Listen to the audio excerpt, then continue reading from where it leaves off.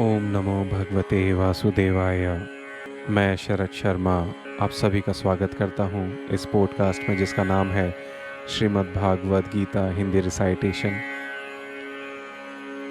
जैसा कि हम सब पुराने श्रोता जानते हैं और जो अगर नए श्रोता कोई जुड़ रहे हैं या सुन रहे हैं, तो ये श्रीमद् भगवत गीता जी का पॉडकास्ट है जिसमें हम गीता प्रेस गोरखपुर द्वारा प्रकाशित गीता प्रबोधिनी, जो कि विशिष्ट संस्करण है और जिसको लिखा है हमारे भारत में हुए महान संत स्वामी राम सुखदास जी ने। तो आइए, एपिसोड 6 तक हमने चैप्टर 12 के 10 श्लोक अभी तक कवर करे हैं। आइए आज भक्ति योग चैप्टर 12 का श्लोक नंबर 11 और 12 देखते हैं, पढ़ते हैं, समझते हैं और उसके आगे जैसी प्रभु की इच्छा। ओम श्री परमात्मने नमः। यहाँ भगवान श्री कृष्ण महात्मा अर्जुन को बोलते हैं, अथैतदप्य शक्तोऽसि कर्तुं मद्योगमाश्रितः सर्वकर्म फलत्यागं ततः कुरु यतात्मवान्। श्री भगवान कृष्ण महात्मा अर्जुन को चैप्टर 12 भक्ति योग श्लोक 11 में बताते हैं, अथैतदप्य शक्तोऽसि कर्तुं मद्योगमाश्रितः सर्वकर्म फलत्यागं ततः कुरु यतात्मवान्। अर्थात श्री भगवान यहाँ बोलते हैं कि अगर मेरे योग के आश्रित हुआ तो इस को भी करने में अपने को असमर्थ पाता है, तो मन इंद्रियों को वश में करके संपूर्ण कर्मों के फल की इच्छा का त्याग कर। अब यहाँ पे प्रश्न ये उठ सकता है कि क्या करने में असमर्थ पाता है। तो श्लोक 11 जो है कॉन्टिन्यूएशन में है पिछले श्लोक 9 और 10 के, जहाँ पे भगवान ने महात्मा अर्जुन को अभ्यास योग और उसके बाद कर्म के बारे में बताया। परंतु श्लोक 11 में भगवान कहते हैं कि अगर हे महात्मा अर्जुन तुम ये कर पाने में भी असमर्थ हो तो मन इंद्रियों को वश में करके संपूर्ण कर्मों के फल की इच्छा का त्याग करो। हमारे स्वामी राम सुखदास जी इसकी व्याख्या में लिखते हैं कि यदि साधक संपूर्ण कर्मों को भगवान के अर्पण ना कर सके, अर्थात भगवान के लिए सभी कर्म ना कर सके, तो उसे फलेच्छा का त्याग करके, मतलब कि फल की इच्छा का त्याग करके कर्तव्य कर्म करना चाहिए, क्योंकि फलेच्छा ही बांधने वाली है। यहाँ स्वामी राम सुखदास जी श्रीमद् भगवद गीता चैप्टर 5 श्लोक 12 का रेफरेंस लेते हैं और लिखते हैं कि फले सक्तो निबध्यते, फले सक्तो निबध्यते, फल की इच्छा का त्याग करके कर्तव्य कर्म करने से उसका संसार से संबंध विच्छेद हो जाएगा। नारायण हरि।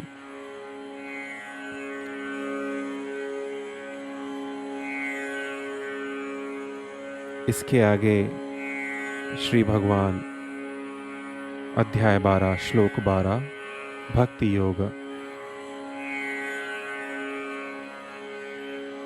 श्री भगवान महात्मा अर्जुन से बोले, श्रेयो हि ज्ञानमभ्यासाच् ज्ञानात् ध्यानं विशिष्यते ध्यानात् कर्म फलत्यागस् त्यागात् शान्तिरनन्तरम्।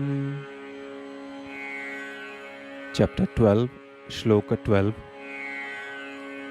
श्री भगवान महात्मा अर्जुन से बोले, श्रेयो हि ज्ञानमभ्यासाच् ज्ञानात् ध्यानं विशिष्यते ध्यानात् कर्म फलत्यागस् त्यागात् शान्तिरनन्तरम्।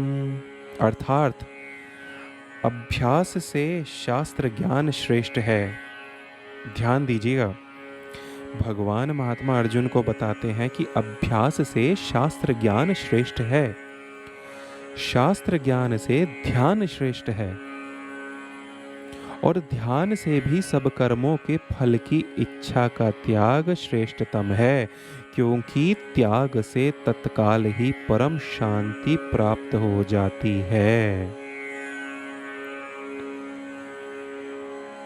आई रीटरेट, भगवान यहाँ पे बताते हैं महात्मा अर्जुन को कि अभ्यास से शास्त्र ज्ञान श्रेष्ठ है, शास्त्र ज्ञान से ध्यान श्रेष्ठ है, और ध्यान से भी सब कर्मों के फल की इच्छा का त्याग श्रेष्ठ है, क्योंकि त्याग से तत्काल ही परम शांति प्राप्त हो जाती है। नारायण हरि। स्वामी राम सुखदास जी यहाँ अपनी व्याख्या में लिखते हैं कि अभ्यास, शास्त्र ज्ञान और ध्यान ये तीनों तो करण सापेक्ष हैं, पर कर्म फल त्याग करण निरपेक्ष है। लिखते हैं कि कर्म फल त्याग करण निरपेक्ष है। वास्तव में ये चारों ही साधन श्रेष्ठ हैं और उन साधनों के लिए हैं जिनका उद्देश्य त्याग का है, परंतु कर्म फल त्याग को श्रेष्ठ बतलाने का कारण यह है कि लोगों में इस साधन के प्रति हे बुद्धि है, जबकि त्याग में कर्म फल का त्याग ही श्रेष्ठ है। स्वामी जी यहाँ पे गीता का अध्याय 18 श्लोक 11 का रेफरेंस भी मार्क करते हैं। राम सुखदास जी आगे लिखते हैं कि इस श्लोक में आए 4 साधनों के अंतर्गत 10वें श्लोक में आए मदर्थमपि कर्माणि, भगवान के लिए कर्म करना, मदर्थमपि कर्माणि अर्थात भक्ति को नहीं लिया है। इसका कारण यह है कि भक्ति में ही साधन की पूर्णता हो जाती है, अतः भक्ति और त्याग दोनों ही श्रेष्ठ हैं। नारायण हरि। कर्म फल त्याग का अर्थ है कर्म फल की इच्छा का त्याग। इच्छा भीतर होती है और फल त्याग बाहर होता है। फल त्याग करने पर भी भीतर में उसकी इच्छा रह सकती है। देखिए कितनी प्रैग्मेटिक अप्रोच यहाँ पे बताई है या एग्जाम्पल दिया है कि इच्छा भीतर होती है और फल त्याग बाहर होता है। फल त्याग करने पर भी भीतर में उसकी इच्छा रह सकती है, अतः साधक का उद्देश्य कर्म फल की इच्छा के त्याग का रहना चाहिए। आई रिपीट, स्वामी राम सुखदास जी लिखते हैं कि साधक का उद्देश्य कर्म फल की इच्छा के त्याग का रहना चाहिए। इच्छा का त्याग होने से जन्म मरण का कारण ही नहीं रहता। मुक्ति वस्तु के त्याग से नहीं होती। आपने वस्तु त्याग दी तो उससे मुक्ति नहीं है, प्रत्युत इच्छा के त्याग से ही मुक्ति होती है। जय जय जगन्नाथ। इसलिए गीता में फलेच्छा के त्याग पर अधिक जोर दिया गया है। आगे ये जो स्टेटमेंट स्वामी जी लिख रहे हैं, ये तो मैं चाहूंगा कि आप बिल्कुल बोल्ड, हाईलाइट और ध्यान से पढ़ें और सुने। स्वामी जी लिखते हैं, किसी साधन की सुगमता अथवा कठिनता साधक की रुचि और उद्देश्य पर निर्भर करती है। ध्यान दें, किसी साधन की सुगमता अथवा कठिनता साधक की रुचि और उद्देश्य पर निर्भर करती है। रुचि और उद्देश्य एक भगवान का होने से साधन सुगम हो जाता है। ये तो देखिए हमारी डेली लाइफ का एग्जाम्पल है। हमारी रुचि और उद्देश्य, हमारा इंटरेस्ट और हमारा फाइनल डेस्टिनेशन, हमारा ऑब्जेक्टिव हम कितना उसको तल्लीनता से चाहते हैं, कितना पैशनेटली इन दोनों को चाहते हैं, इसके ऊपर डिपेंड करता है। तो स्वामी राम सुखदास जी कहते हैं कि अगर आपका विलिंगनेस, आपका इंटरेस्ट और आपको ऑब्जेक्टिव प्राप्त करने में अगर आप पैशनेट हैं, तो भगवान को प्राप्त करने में ये साधन सुगम हो जाता है। परंतु रुचि संसार की और उद्देश्य भगवान का होने से साधन कठिन हो जाता है।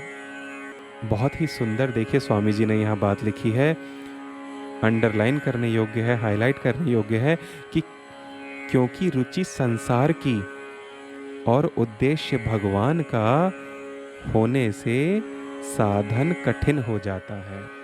आशा करता हूँ कि आपने इन 2 श्लोकों का अर्थ का आनंद लिया होगा। आप ऐसे ही आगे भगवत गीता को फॉलो करते रहेंगे, अपने जीवन में पढ़ते रहेंगे, सुनते रहेंगे, सुनाते रहेंगे, इस ज्ञान यज्ञ को जन जन तक पहुंचाते रहेंगे। आइए इसी के साथ आज का एपिसोड 7 को विराम देते हैं। फिर से मिलेंगे नेक्स्ट एपिसोड में, फिर से श्रवण करेंगे, गायन करेंगे श्रीमद् भगवद गीता के चैप्टर 12 भक्ति योग के श्लोकों का। तब तक आप भगवान का जाप करिए, भजन करिए, ध्यान करिए, भक्ति रस में डूब जाइए, उनका स्मरण करिए जो श्री परमात्मा है, श्री भगवान है, श्री कृष्ण है। ओम श्री कृष्णार्पणमस्तु। जय जय जगन्नाथ, जय जय श्री कृष्ण, जय जय श्री राधे, जय जय श्री वृंदावन धाम। आइए प्रार्थना के साथ आज के एपिसोड को विराम देते हैं। प्रभु की भक्ति में संलग्न रहें, भगवान का नाम लेते रहें। आइए प्रार्थना करते हैं। योगेशं सच्चिदानंदं वासुदेवं व्रजप्रियं धर्म संस्थापकं वीरं कृष्णं वंदे जगद्गुरुं, कृष्णं वंदे जगद्गुरुं। आपको याद दिलाना चाहूँगा, आप भी संस्कृत को पाठन अनुपाठन कर सकते हैं। आपको याद दिलाना चाहता हूँ, आप भी संस्कृत का अनुपाठन कर सकते हैं, अपने जीवन को धन्य कर सकते हैं, भक्ति मार्ग में श्री कृष्ण का अनुसरण कर सकते हैं, भगवान की अमृत वाणी को सुनाने का सौभाग्य प्राप्त कर सकते हैं। श्री गोविंद, आइए learngita.com पे लॉगिन करें और नेक्स्ट अवेलेबल बैच में एनरोल करें। किसी भी तरह की झिझक ना रखें अपने अंदर। अगर आप इंटरनेट का उपयोग कर पा रहे हैं, मेरा पॉडकास्ट आप स्पॉटिफाई, यूट्यूब या दूसरे माध्यमों पर सुन पा रहे हैं, तो learngita.com को एक बार अवश्य ही विजिट करें। तब तक के लिए आप सभी को मेरा प्रणाम। जय जय श्री कृष्ण। कल आप सबसे फिर से भेंट होगी। नारायण हरि।